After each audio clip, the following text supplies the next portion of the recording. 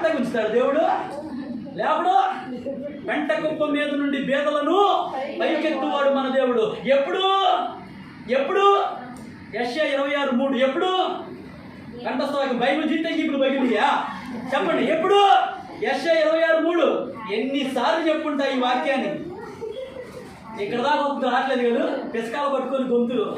ఎవరి మనసు నీ మీద దేవుని మీద ఆనుకున్న మనుషులను ఆయన ఎప్పుడు కూడా హల్లెలూయా హల్లెలూయా చేతులు లేవు ఎవరికి? గొంతు మీద తడుకున్న చేతులు లేపరే పూజా సరిగ్గా. పెంట కుప్ప మీద నుండి బేదలను పైకెత్తువాడు దేవుడు. ఆయన మన మొరలను ఆలకించువాడు, ప్రార్థన ఆలకించువాడు, ఆయనే కార్యములను చేయగలిగిన వాడు. దేవునికి మహిమ కలుగునుగాక. హల్లెలూయా. ఎవడెళ్తాడండి మట్టిలో నుండి, ఎవడెళ్తాడండి బురదలో నుండి, ఎవడెళ్తాడండి జారిపేదాల్లో నుంచి?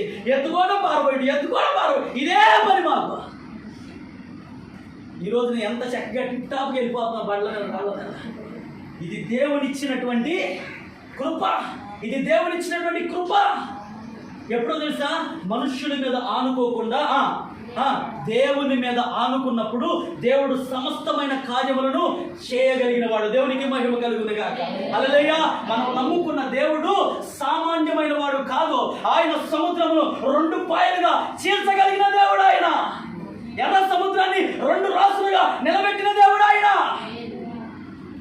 ఓ సూర్యుడా నీవు గిబియోనులో నిలిచిపో అన్నప్పుడు సూర్యుడు ఆకాశంలో ఆగిపోయాడంట.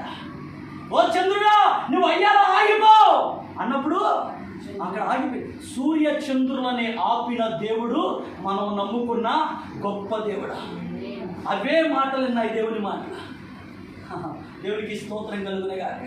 కనుక ఎవరు చెప్పే బోధలో, ఎవరు చెప్పే మాటలో అవి వినడం వలన నీవు నష్టపోతున్నావే తప్ప మనుషుడు ఫాలో అయితే గుడ్డోడికి దారి చూపించునా? వాళ్ళిద్దరెళ్ళి అదే కళ్ళున్నోడు గుడ్డోడికి చూపిస్తాడు కానీ గుడ్డోడికి దారి చూపించలేడండి. వాళ్ళిద్దరిని గోట్లో పడిపోతారు. అందుకే దేవుడు ఏం చెప్తున్నాడంటే, మీరు కళ్ళు లేనటువంటి వారు, మీరు కళ్ళుండి కూడా చూడలేని పరిస్థితిలో ఉన్నారు, చెవులున్నాయి కానీ వినలేని పరిస్థితిలో ఉన్నారు. అవి విగ్రహాలు. నేను అనుకున్నాను నువ్వు చెప్తావని. విగ్రహాల సంబంధం కాదు మనకి, మనుషుల సంబంధం చెప్తాం. కళ్ళున్నాయి, అన్నీ చూస్తున్నాం, అన్నీ తెలుస్తున్నాయి, కానీ దేవుడు మాత్రం చూడలేకపోతున్నాం. చెవులున్నాయి, అన్నీ వింటున్నాం, సినిమా పాటలు వింటాం, దేవుడి పాటలే వింటాం. ఏ ఎక్కువ నిలబడుతున్నాయి? ఎంత బాగా చెప్పేస్తున్నారు, తడుముకోకుండా చెప్పేస్తున్నారు సినిమా పాటలు. అదే చర్చిలో ఉన్నాం, దేవుడి పాటలు అంటారేమో అనుకున్నా. అంతేలే, యథార్థంగా ఒప్పుకున్నామని దేవుడు దీవిస్తాడు. దేవుడికి స్తోత్రం కలుగునుగా. కాబట్టి ఏవైతే మనం వింటున్నామో అవి మా మనస్సులో కేంద్రీకృతం అవుతాయి. వాటిని బట్టే రేపొద్దున తీర్పులోనికి వెళ్తాం మనం. అందుకే చెప్తున్నాడు, ఎవరి బోధలు పడితే వారి బోధలకు, వారి మాటలకు మీరు చెవియొగ్గొద్దు.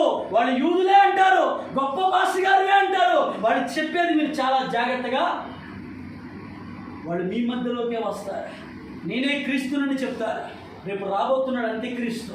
నేనే క్రీస్తునని సింహాసనం గద్దె మీద కూర్చుంటాడు. ఇప్పుడు చూడండి, ఆయా దేశాల్లో కరెన్సీలన్నీ వేరువేరుగా ఉన్నాయి. రేపొద్దున ఒకే కరెన్సీ రాబోతున్నాయి, ఒకటే రూపాయి, ప్రపంచమంతా కూడా. అర్థమవుతుందా? ఇప్పుడు మనందరికీ ఆధార్ కార్డులు ఉన్నాయి. ఉన్నాయా? ఆధార్ కార్డు లేని వాళ్ళు ఎవరు ఉన్నారా? అందరికి ఉన్నాయిగా. రేపొద్దున ఒక చిన్న మైక్రో చిప్ తయారు కాబడుతుంది. ఆ మైక్రో చిప్ మన నుదుటిలోనూ ఇగో ఈ ముంజేతి మీద ఎక్కడో వేసుకోవాలి. ఇక అది వేసుకొని నువ్వు ఫ్లైట్ ఎక్కుతానంటే ఆ చిప్ చూపిస్తే చాలు, ఫ్రీ బస్సు ఫ్రీ. ఇప్పటికే తెలంగాణలో ఏమొచ్చినాయి? బస్సులు ఫ్రీ. అవి ఆంధ్రలో కూడా వస్తాయేమో. ఇట్లా అన్నీ ఫ్రీ. ఎప్పుడు? రాజ్యాలు మారుతూ ఉన్నప్పుడు. నేను చెప్తున్నా, జాగ్రత్తగా వినండి. ఇవన్నీ రాబోతున్న కాలాలలో జరగబోతున్నాయి. సాతానుడి యొక్క ప్రణాళికలు నెరవేరబోతూ ఉన్నాయి. వాడి ఆలోచనలన్నీ కూడా నెరవేర్చుకుంటూ ఉంటున్నాడు. 3.5 సంవత్సరాలు భూమి మీద మహాభయంకరమైన శ్రమలు రాబోతున్నాయి. ఇప్పటికే ప్రాచ్య దేశాలన్నీ కూడా సర్వనాశనం అయిపోతున్నాయి. రష్యా వాడు భయంకరమైనటువంటి అణు సంపద కలిగిన వాడాడు. ఎక్కడంటే అక్కడ మిసైల్స్ చేసేస్తున్నాడు. అంతే, దేశాలు నాశనం, నేలమట్టం అయిపోతున్నాయి. అందులో ఉన్నాడు మనుషులేగా. ఒక ఆమె పెద్ద, ఇక్కడ అంతా రక్తం మడుగులో నుంచి పరుగు వెళ్ళిపోతుంది. ఒక చిన్న పిల్లోని తీసుకొని వాళ్ళు ఏమైనా తప్పు చేశారా? ఆ పెద్దావిడ ఏమైనా తప్పు చేసిన ఏమైనా కొట్టుండదా, తిట్టుండదా? ఆ బాంబు ఆ ఇంటి మీద పడ్డం వల్ల అది బ్లాస్ట్ అయ్యి ఆమెకు తగిలిన గాయం అది. మణిపూర్ ప్రాంతంలో ఎన్ని జరిగినాయి అరాచకాలు? వాళ్ళు ఏమైనా చేశారండి? వాళ్ళు తప్పులు చేశారు ఆడవాళ్ళు? వాళ్ళు ఎందుకు హింసిస్తున్నారు? ఎందుకు బాధలు పెడుతున్నారు? గమనించండి. రాబోతున్న దినాలలో ఇవే శ్రమలు మనకు కూడా వస్తాయి. అప్పుడు మన పరిస్థితి ఏంటి? ఈ రోజున మనుషులను ఫాలో అవుతున్న వాళ్ళం ఇంకా మనుషులను ఫాలో అవుతూ ఉంటే మరి దేవుడిని ఎప్పుడు అనుసరిస్తావు? దేవుడిని ఎప్పుడు నమ్ముకుంటావు? దేవుడా అని మోకాళ్ళు ఎప్పుడు వేస్తావు? ఎప్పుడు కన్నీరు కార్చి ప్రార్థన చేస్తావు? ఎప్పుడు ఉపవాసం ఉంటావు? 3 పూట్ల ముచ్చటగా తినేసేసి ఏమండి శుభ్రంగా తన్ని పెట్టి పడుకుంటే నీకు కనీసం 3 పూట్ల ఆహారం దొరుకుతుంది. కొన్ని ప్రాంతాల్లో అసలు తినడానికి ఆహారమే. ఇప్పుడు దుబాయ్లో ఆహారం దొరకట్లా.